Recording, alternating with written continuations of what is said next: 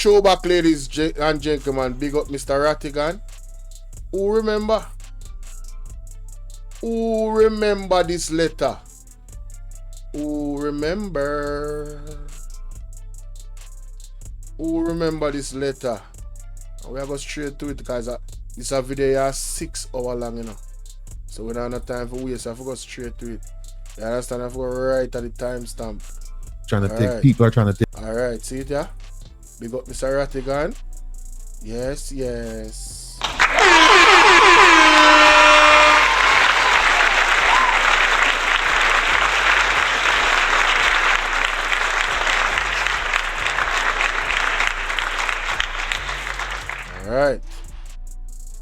Alright, so ladies and gentlemen, like, share, and subscribe. Of course, it's your brother BOLO V&R. We're on the 2.0 platform. And we are going to go over a letter that Mr. Rattigan wrote to the king. This is not the recent letter he wrote. This is the first letter he wrote. And there's a reason why I'm doing this. One, is Throwback Thursdays. And two, is this type of action that we need to duplicate and show the go. I'm talking about legal actions. You have these individuals like Mr. Rattigan and their team that you can put your money behind and donate to them so they can do more work for us, the people of Jamaica, for our liberation. You understand? And after you listen to this, if it's the first time you're listening to it, if you're somebody overseas, trust me, you're going to see why playing this video back and highlighting it has great value. Let's go.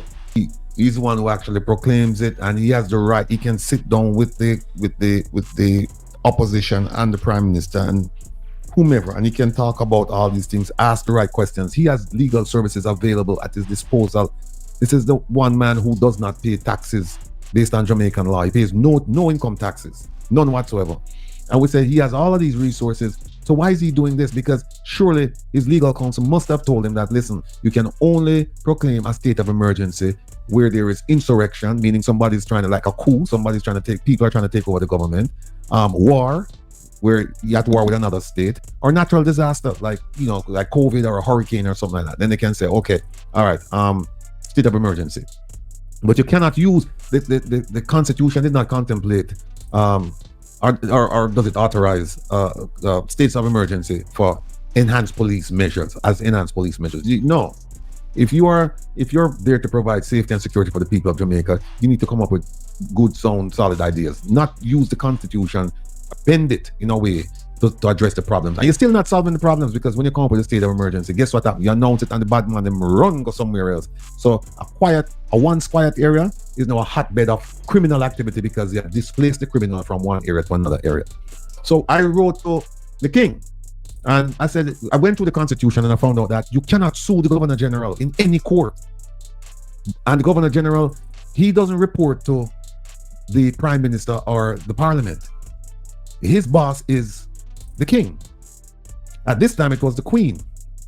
So I wrote and sent it to Clive Alderton, who was his personal secretary at the time. Maybe still is. And there's the address.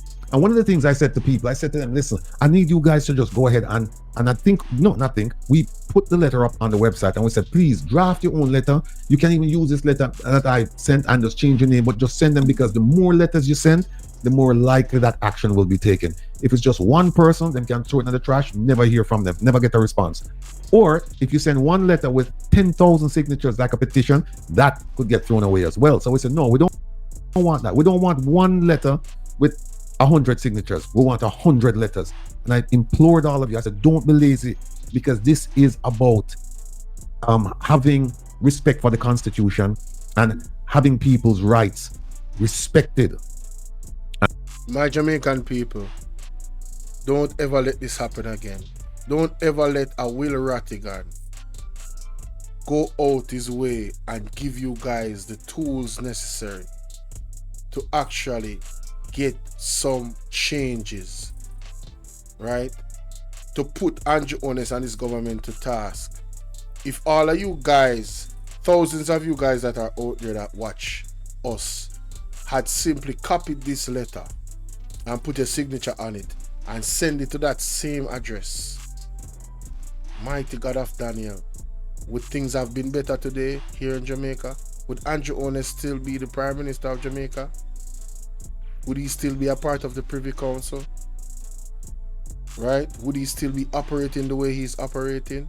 I guess we'll never know, because you guys never took. You got an alley hoop. This is like basketball. You got an alley hoop and you did not take it. So we missed the shot. And we don't know if we'll get a next shot again.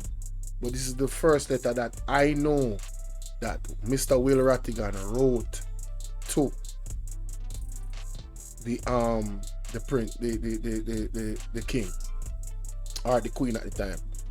But let's continue. I won't be interrupting a lot. Let's read. And I don't know if anybody wrote to the king, but anyway, I did, right? So that's who I sent it to, and the address is right here: Buckingham Palace, Southwest 1A, 1AA, London, blah blah blah blah blah. And this is, I sent it through DHL, and DHL sent me back this message saying it was delivered on July 31st, right here. Here it is, delivered July 31st. All right. So here's a letter I wrote to the king. And you see, that's the 28th and the 31st, they said it was delivered. Sent it DHL. And here's what I wrote. And I'll read it for those of you who can't see it. Let me just make it bigger. All right, here it is. May it please your majesty, I write to you as a concerned Jamaican citizen who wishes to inform you of perceived violations of the Jamaican Constitution committed by His Excellency the Most Honorable Sir Patrick Allen, the Governor General of Jamaica. Since 2017, the Governor General's proclamation of states of emergency resulted in the unlawful arrest and detention of Jamaican citizens who did not commit any crimes and were not charged. Further, the Governor General's actions have caused financial hardship to the Jamaican taxpayers who paid and continue to pay significant civil judgments. And most noteworthy is that from 2017 to early 2023, the Governor General committed these unconstitutional acts in his capacity as the official representative of Her Majesty. So basically, I'm saying, hey, your representative has been violating the Constitution, and it's been causing financial hardship for the taxpayers, because now the government, the courts ruled that these actions, the states of emergency, that they've been unconstitutional, and now they have to pay money to these people that they detained and didn't arrest. All right. The following provisions of the Constitution reflect the proper role, authority, and responsibility of the Governor General to proclaim states of public emergency. And there it is, Chapter 5, Part 1. It says, and I'm giving him, starting from scratch. I'm not assuming anything. So I said, look, Chapter 5 says Parliament is composed of who? Her Majesty. First entity mentioned. First, and people need to know that Parliament, that the Queen or the King is part of Parliament. And the first part too, it says, Section 34, Parliament is composed of Her Majesty, a Senate, and a House of Representatives. So we know that the monarch is involved. Second part, the second bullet point, Chapter 4, Section 27, it says Jamaica will have a Governor General who shall be appointed by whom? Not the people of Jamaica, not the Prime Minister, appointed by Her Majesty. And that person, that Governor General, will hold office during Her Majesty's pleasure and be Her Majesty's representative in Jamaica. So we understand what the real bro got now, right? That this person, Governor General Patrick Allen, he was appointed by Her Majesty, and he serves at Her Majesty's pleasure, and he will represent Her Majesty. He will be Her Majesty's representative in Jamaica. And the paragraph, the bullet point before that says Parliament is composed of three entities: Her Majesty, a Senate, and a House of Representatives. The bullet point below says Her Majesty can't in Jamaica. So who will represent her? The Governor General. All right. Now the third bullet point, Chapter 4, Section 32, subsection 3. It's all here.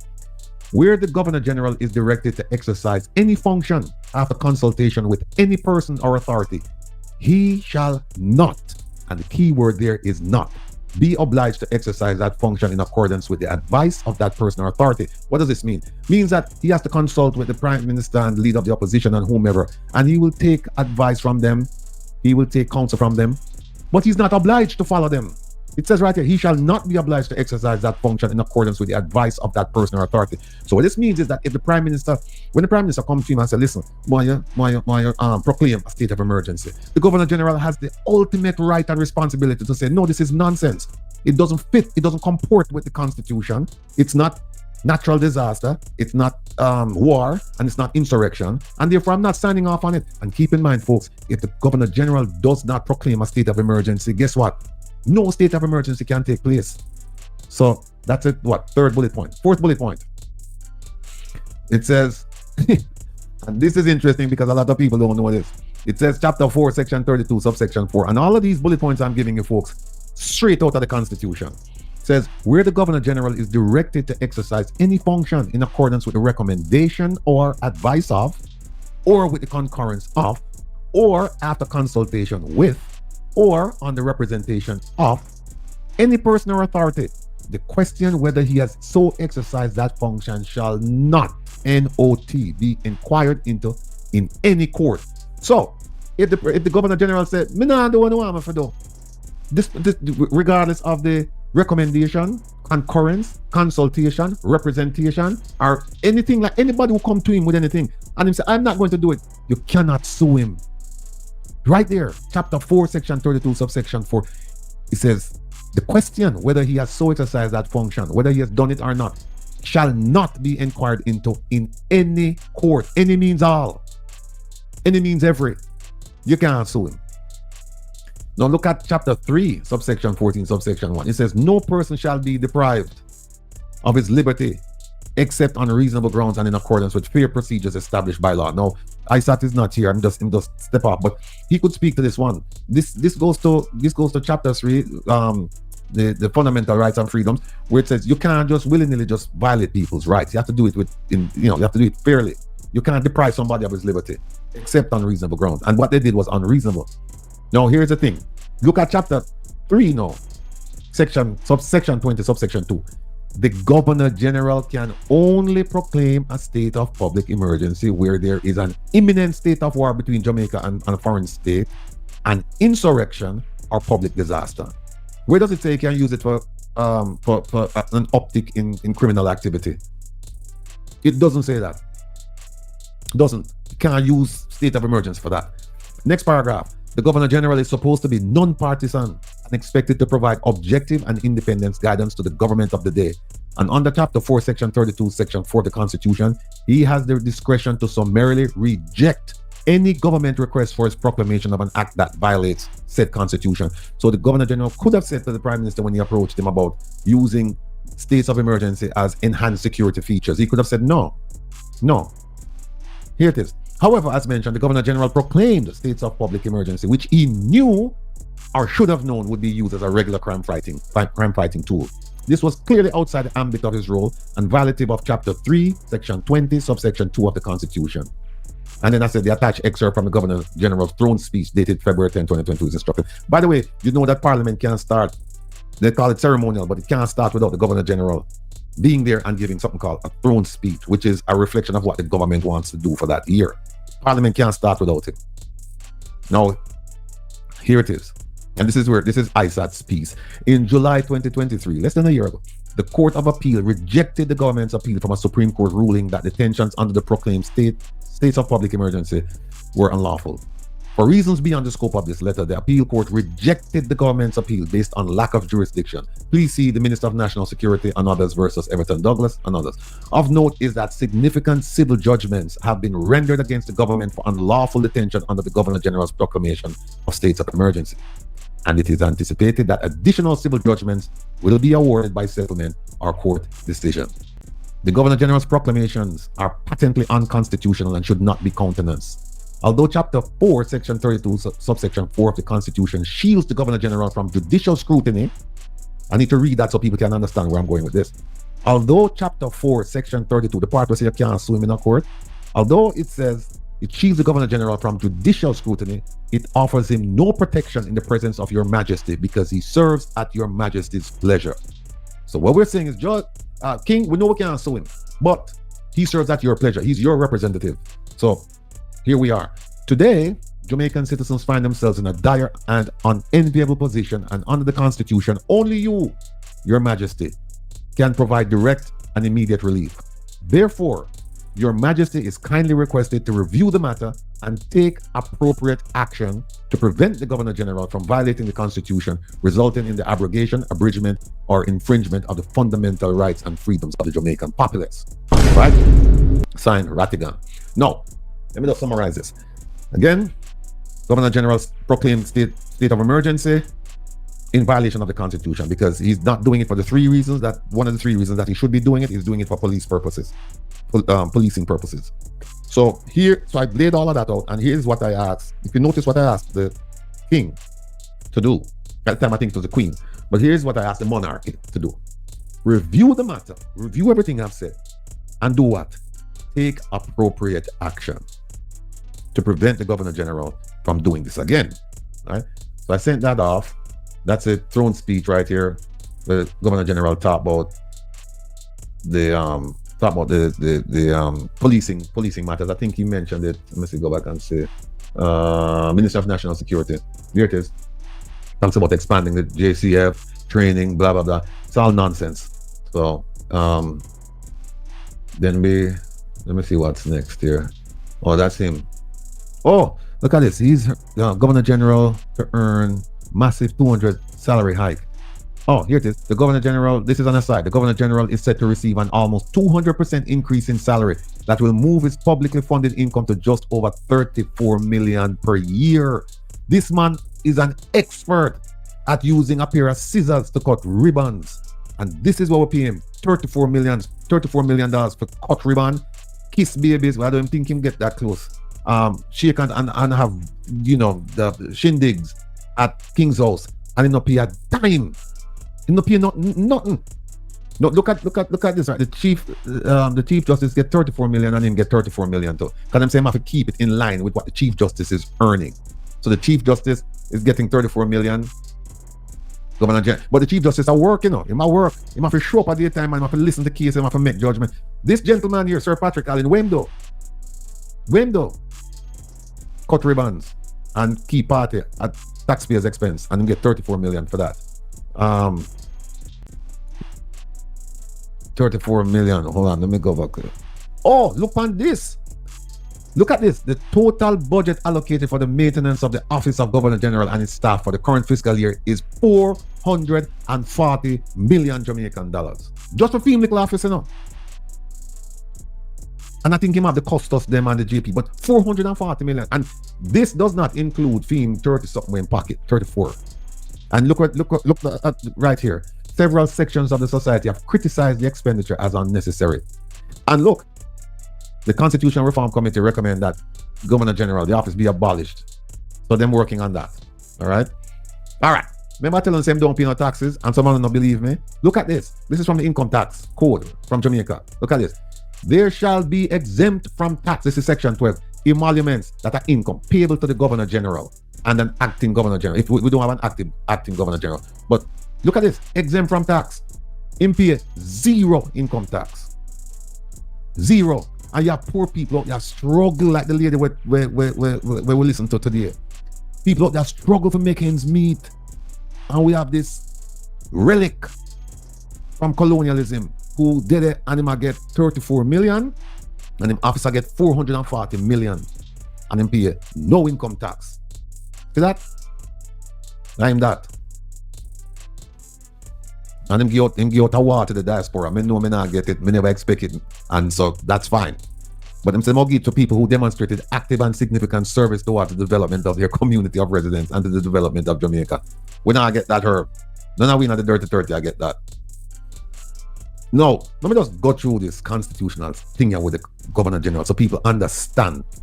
Look at this. It says the Governor General is the de facto head of state in Jamaica. I want to pay attention to this now, because we are talking about Brogard. No, Brogard is Brogard Jr. This is the real Brogard. The Governor General is the de facto head of state in Jamaica, as Her Majesty has vested all, not some, all executive authority in Jamaica to the Governor General, who at his installation takes the oath of office as prescribed by the Constitution to function in her stead. See, really big man.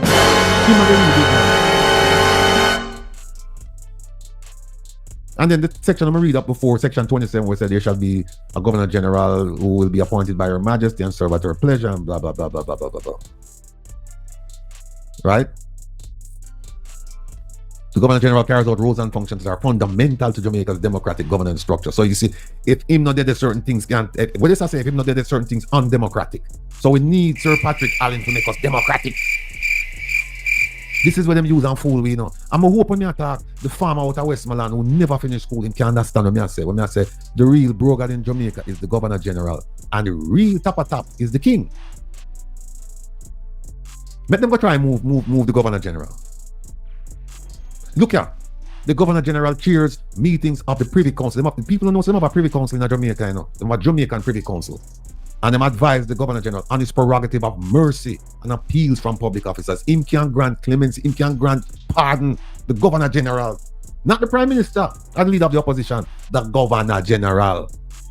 Look at legislative function. Each bill adopted by the Parliament must, not may, not if you feel like, must be approved by the Governor General before it becomes the law of the land. When Parliament pass a law, it go to the Attorney General to look at for legal sufficiency. But then it go to the Governor General, and if him say no, me not like it, can't pass. Some people tell us, no, I'm not gonna do that. That's not my argument. My argument is that he can do it. Whether or not him gonna do it, that's a different question. But he has all the power and the authority vested in him by the monarchy in England to do all of them things. Something not right, my wisdom warriors. Something is not right. Tell about them. So, at the start of each parliamentary year, the Governor General delivers the throne speech in a joint sitting of both houses in which government's program for the ensuing years outlined. Yeah, we talk about that. I was trying to get him to do this, you know, the Governor General, but I never got around to it. Anybody who are gonna be married for 60 years, or if you're gonna be 100, you can go to the Governor General and ask him to tell the King to send greetings to you. We don't never know this. Theta, in response to citizens' correspondence, the Governor General, requests Her Majesty, His Majesty now, the King, to graciously send greetings to Jamaicans who attain their centenary, meaning you reach 100 years old, or who celebrate your 60th wedding anniversary.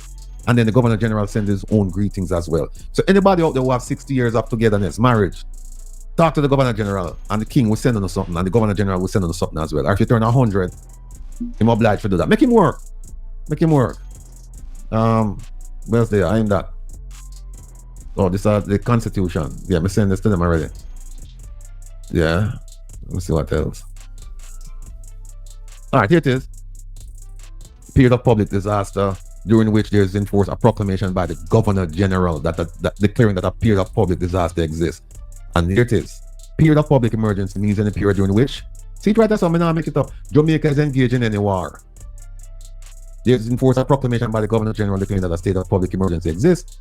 Our subversion, where them said that a vote of a 2/3 majority of the members of each house declaring that democratic institutions are threatened by subversion. That's when people take over the government. Here's a key part. A proclamation made by the Governor General shall not be effective for the purposes of subsection 1, which is what we just read, unless it is declared that the Governor General is satisfied. They must satisfy him. So they must come and give him reasons as to why them other them things are. And here's where they must satisfy him. That look at 2A. A public emergency has risen as a result of the imminence of a state of war between Jamaica and a foreign state. That's 1. 2, that action has been or is taken immediately threatened by any person or body of persons of such a nature and on so extensive a scale as to be likely to endanger the public safety or to the private community or substantial portion of the community or supplies or blah, blah, blah, blah, blah, or that a period of public disaster has arisen. Okay. We're back. Now, the period of public disaster has arisen as a result of earthquake, hurricane, flood, fire, outbreak of pestilence, outbreak of infectious disease, or of other calamity. So, that's the Governor General again. These are all the things that I submitted in the letter to the King. Right? All right.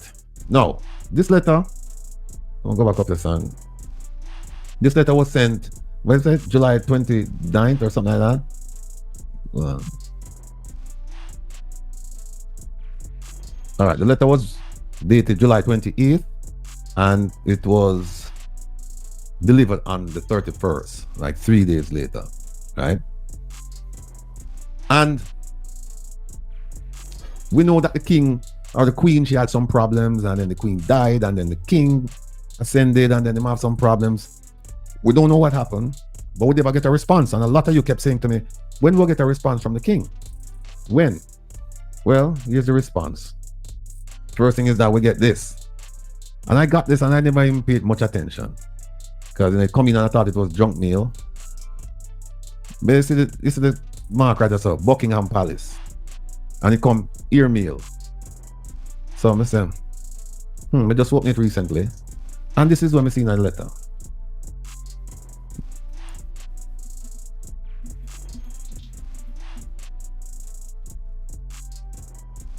That me see, all right? And then it, right there, so private and confidential, and it dated 29th of April, which was about 3 weeks ago. But remember, I come by ear mail, and it sit down in my house for about a week. Never really pay attention to it, because it never look like a bill to me, and that's where my concern is. Anything look like a bill, you open it and you pay. But this is what we say. Dear Mr. Rattigan, the king would have me thank you for your letter. His Majesty is most grateful to you for taking the trouble to write to him as you did, but I am afraid he is unable to help in the way that you ask. Now, what that mean? We never ask him in a rude manner. So we're saying that him can help me based on what I'm asking him to do. What did I ask him to do? To take appropriate measures. I didn't say to him, discipline this man. I didn't say to him, say, threaten him, fire him, let him go stand up on him head on the back of the yard, nothing like that. I just said to him, don't Mike, you mean to tell me Diddy was touching on your leg while you were sitting right here on this couch? Trying to, but I seen him before. Get the hell out of the studio. Derek Braithwaite may subscribe to the channel. deem appropriate. But this is what they said. He's unable to help in the way that you ask. I am sorry to send you such a disappointing reply, but trust that you will understand. Thank you once again for writing to the king, who would have me send you his very best wishes. And this guy, we check him out. This guy's actually head of royal correspondence, and him sent it to me. No, here's what me think happened. And we had a conversation with my group. What happened is that there has not been a state of emergency since November of last year. I am sure that somebody from Buckingham Palace called the Governor General and said, hey, look, somebody is writing, and them say you're doing this, and that. You need to shape up, because it looked like you violate the Constitution, and it looked like you make us look bad. You make the king look bad because you have to do this in the king's name. I believe that conversation took place with them. And so when they say, well, we're unable to do this, they're not going to come out and say, oh, we talk to him and now we straighten him up. Or, well, we do this to him and now we threaten him. No, that's not how diplomats and this kind of relationship, that's not how they operate. They send you something like this and say, listen, we can't help you. But in the background, them go and talk to the person. And them say, listen, you did all of these things and it's a problem. And you don't make it happen again. So now we haven't seen one. And remember, this got there July 28, 29, something like that. Or the end of July. So then it would have been August, it would have been in the office. And with everything that went on, the timing looks proper. That they say, okay, all right, fine. They'll respond by April, which is not a long time, because sometimes you don't get a response from these people. You don't get a response from Buckingham Palace. So I don't know. Some folks have said, no man, a bogus letter. Well, bogus are not it responding to a letter that I sent. So I just have to assume that this is it.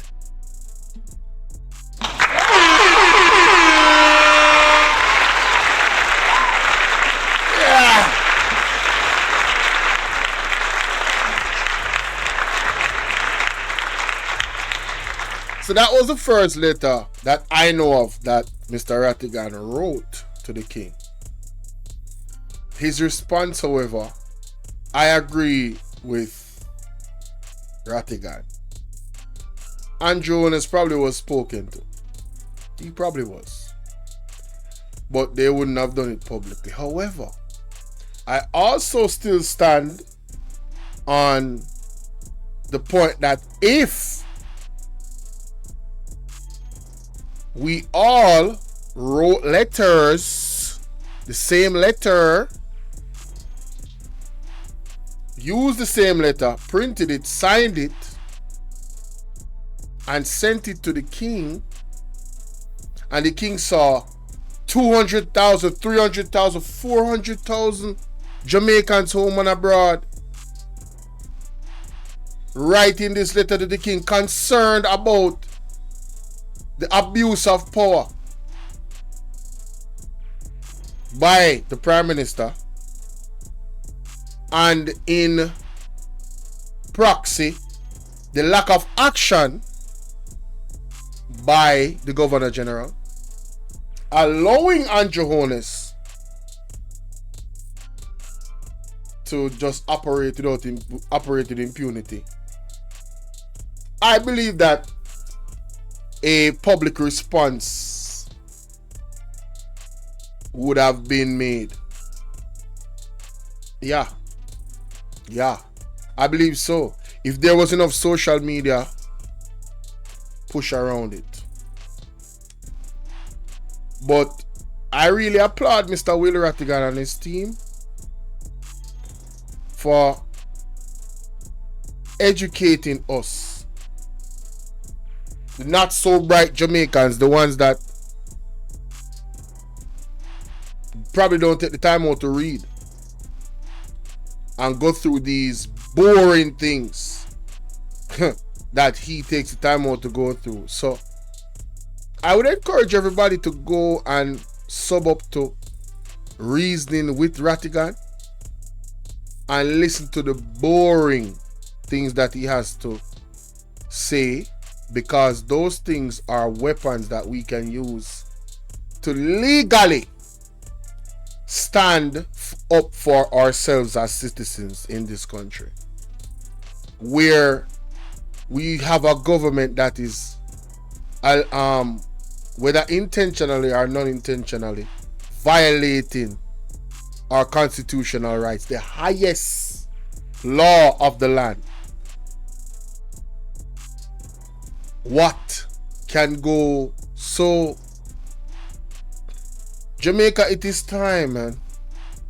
It is time for us to stand up. And again, I am not calling for, and I will never call for, a violent solution. No. That is not wise.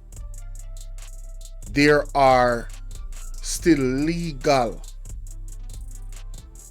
methods we can use and get the desired results that we are all looking for. And you can correct me if I'm wrong. If you reach this point of the video and you agree say the desired result is to have the Jamaica Labour Party removed from power and dismantled completely and never to return, if you agree, if you're at that point, if you're up to here with the history of this party and how it has treated us Jamaicans, if you're up to here with it, type agree